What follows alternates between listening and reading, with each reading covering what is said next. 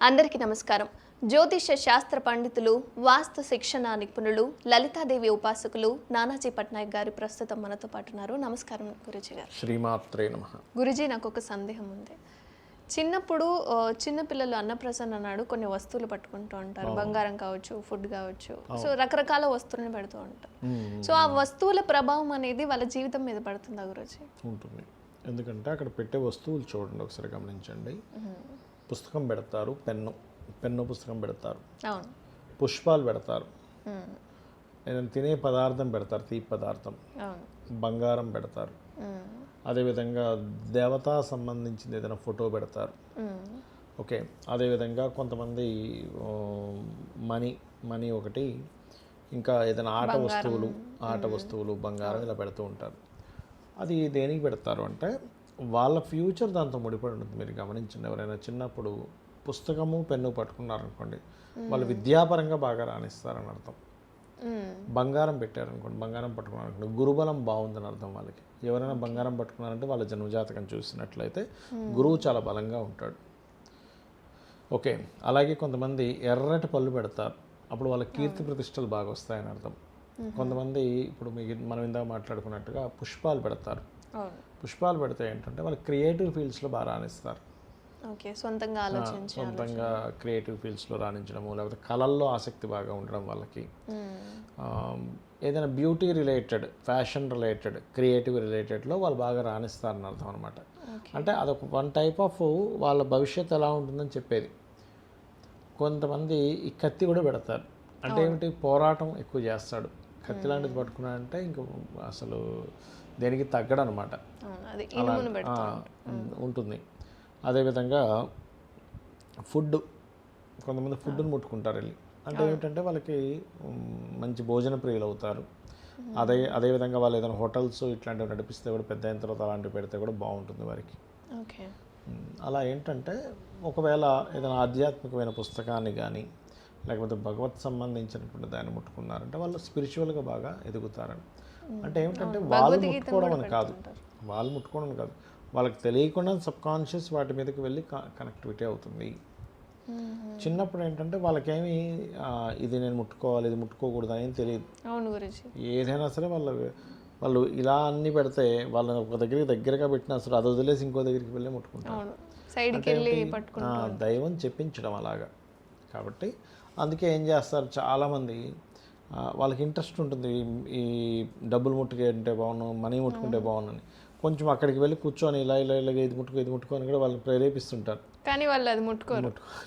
వేరేది కావాలని వేరే చోటుకి వెళ్ళో లేకపోతే వాళ్ళ చూపును దృష్టిని మళ్ళించాలని వేరేది పట్టుకుంటూ ఉంటారు. అందులో ఇప్పుడు చూడండి, ఇప్పుడు మనీ ముట్టుకున్నా హ్యాపీ ఫీల్ అవుతారు, అన్నం ముట్టుకున్నా హ్యాపీ ఫీల్ అవుతారు, పుష్పాలు ముట్టుకున్నా హ్యాపీ ఫీల్ అవుతారు.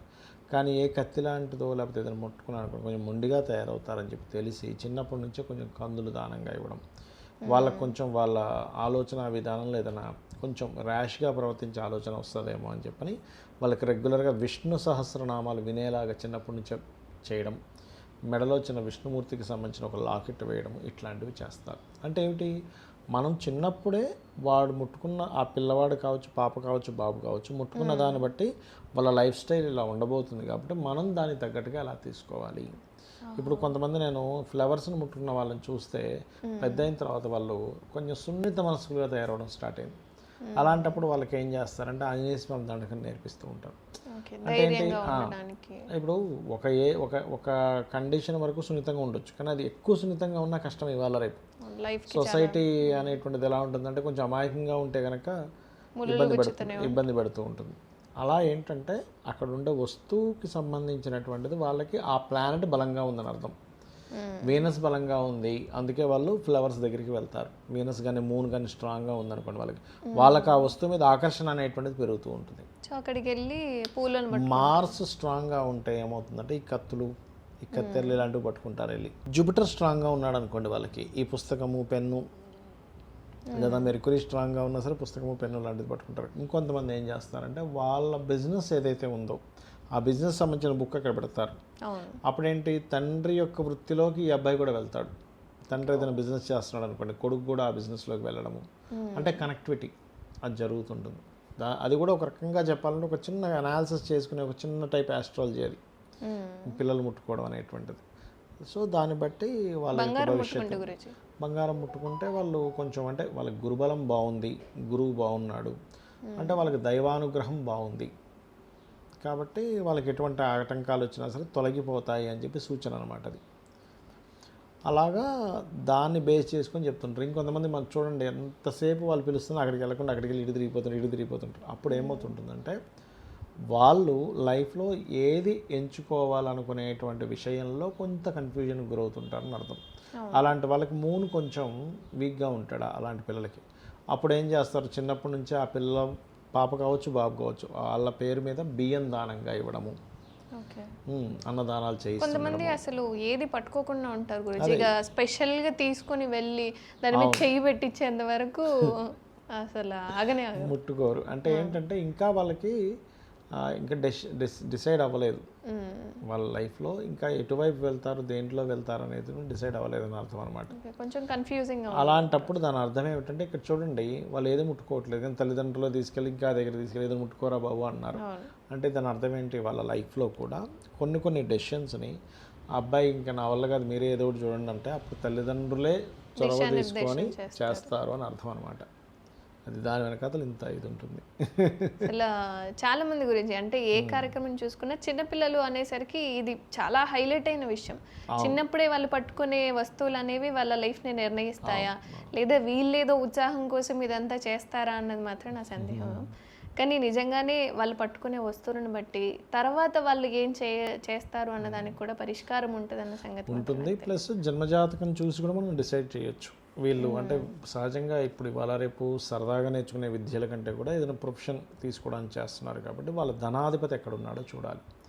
చూసి ఆ తత్సంబంధించిన విద్య నేర్చుకునేలాగా, అంటే కంప్యూటర్స్ చంద్రుడు ధనాధిపతి అయ్యాడు, ఫుడ్ రిలేటెడ్గానే కంప్యూటర్స్ రిలేటెడ్గా నేర్పిస్తే వీళ్ళకి ఫైనాన్షియల్గా ఆ రూపంలో డబ్బులు వస్తాయి.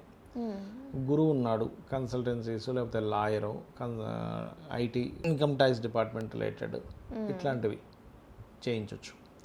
లేదా స్కూల్స్ కాలేజ్ పెట్టించడము. అదే సన్ బలంగా ఉన్నాడు, ధనాన్ని అతనే ఇస్తున్నాడు, సూర్య భగవానుడికి సంబంధించిందంటే ఏంటి ఆరోగ్యానికి సంబంధించినటువంటిది ఇట్లాంటివి. అట్లా ఒక్కొక్క దాన్ని బట్టి ఒక్కొక్కటి.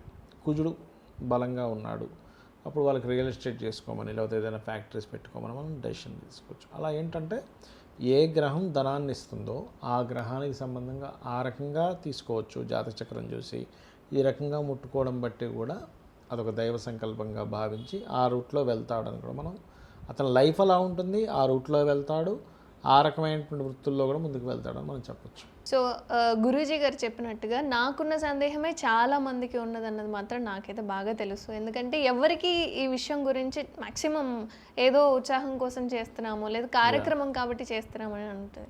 సో మీరు కానీ మీ పిల్లలు కానీ ఏదైనా వస్తువులు పట్టుకొని ఉంటే ఈ వీడియో ఖచ్చితంగా చూసి కామెంట్ చేయండి. సో చాలా చక్కటి అంశాలను మాతో పంచుకున్నారు గురూజీ. నమస్కారం. శ్రీమాత్రే నమః.